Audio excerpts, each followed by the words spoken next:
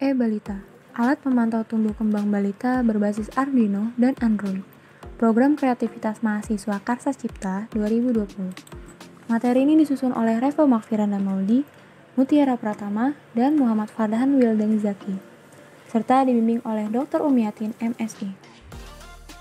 Golden Age atau masa balita adalah masa yang sangat penting untuk memperhatikan status gizi anak. Karena pada periode ini anak rentan terkena trauma, infeksi, maupun gangguan tumbuh kembang.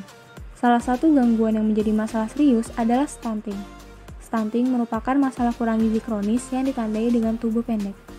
Sebanyak 45% kematian anak-anak di dunia disebabkan oleh masalah gizi. Tercatat sekitar 149 juta anak-anak dari seluruh dunia menderita stunting.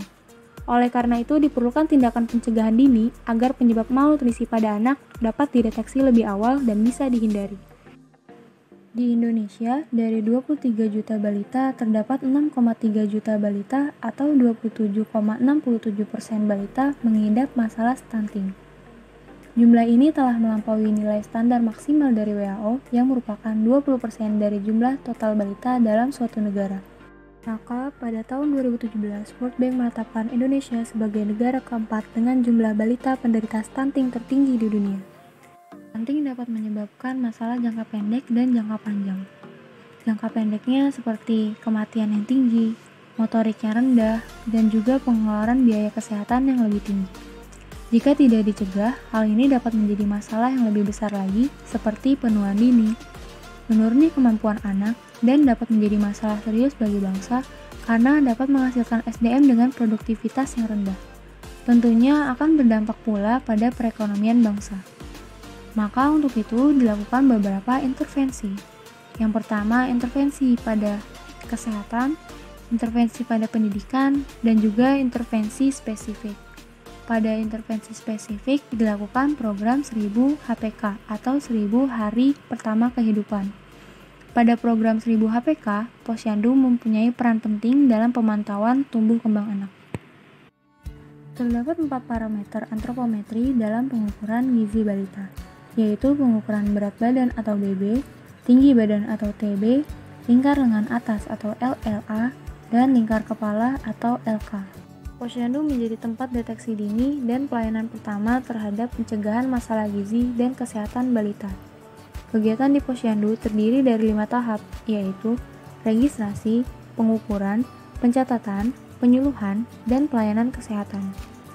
Saat ini kegiatan pengukuran masih dilakukan secara konvensional, yaitu dengan menggunakan timbangan manual untuk balita, timbangan gantung untuk bayi, infantrometer untuk mengukur panjang tubuh bayi, microtoys untuk mengukur tinggi badan balita, dan pita pengukur untuk mengukur lingkar kepala dan lingkar lengan atas balita.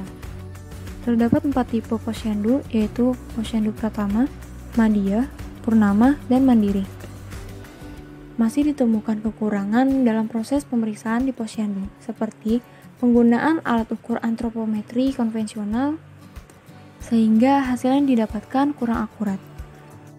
Kemudian masih menggunakan KMS atau Kartu Menuju Sehat. Penggunaan kertas pada kartu menuju sehat dirasa kurang ramah lingkungan.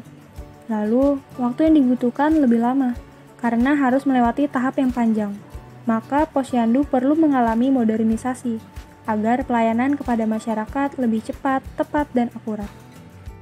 Target keluaran kami berupa, yang pertama ada logbook atau catatan harian, laporan kemajuan, video PKMKC, dan laporan akhir.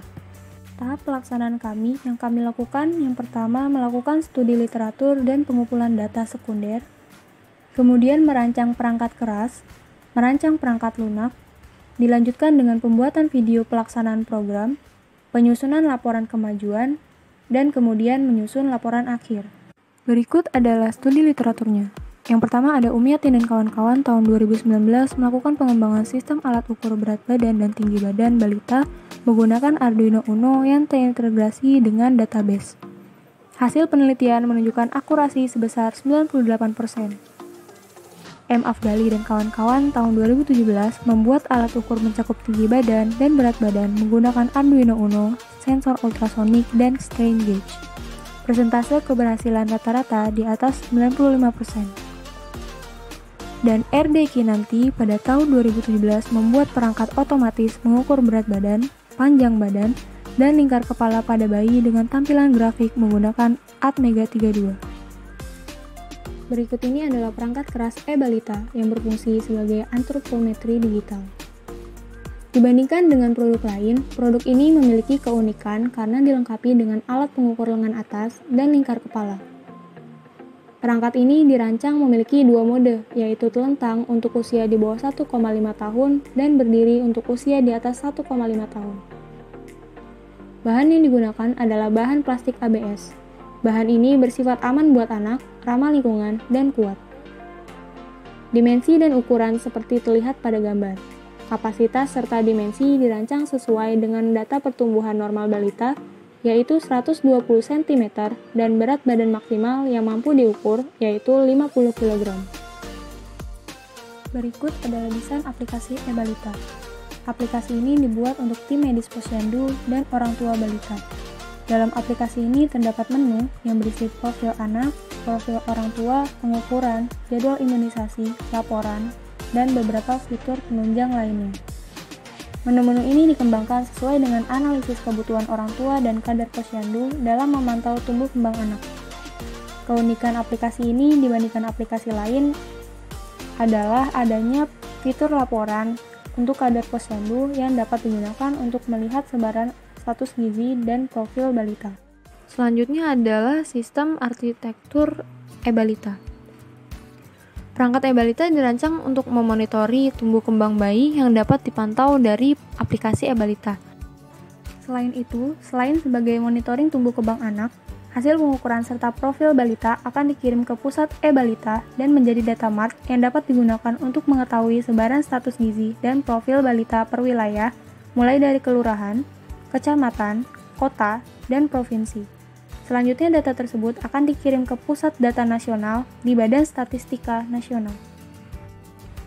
Kemudian ini adalah alur video e-balita.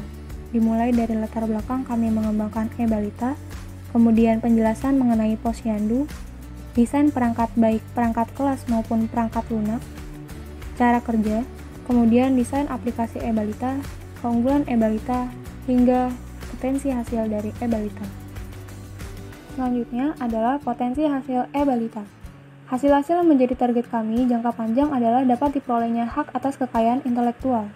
Selain itu, ini adalah rancangan yang besar, sehingga tentu kami perlu menjalin kerjasama dengan pihak lain, baik lembaga penelitian maupun industri, untuk bersama mengembangkan kemandirian teknologi kesehatan dalam negeri. Hal ini dapat dimulai dari tingkat universitas, yaitu melalui inkubator bisnis universitas. Potensi selanjutnya adalah perangkat ini dapat diimplementasikan di Indonesia dengan sasaran utamanya adalah Kementerian Kesehatan Republik Indonesia untuk mendukung modernisasi dan revitalisasi posyandu dalam upaya penanganan stunting di Indonesia.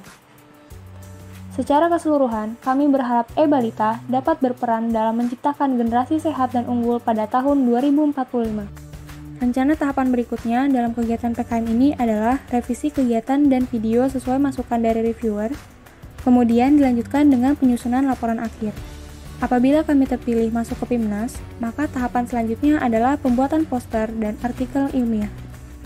Berikut ini adalah dokumentasi kegiatan kami serta diskusi dengan dosen pembimbing secara daring. Berikut adalah link video dari animasi e-balita. Sekian presentasi dari kami, terima kasih. Ayo bersama-sama kita cegah peningkatan stunting Indonesia menggunakan e-balita.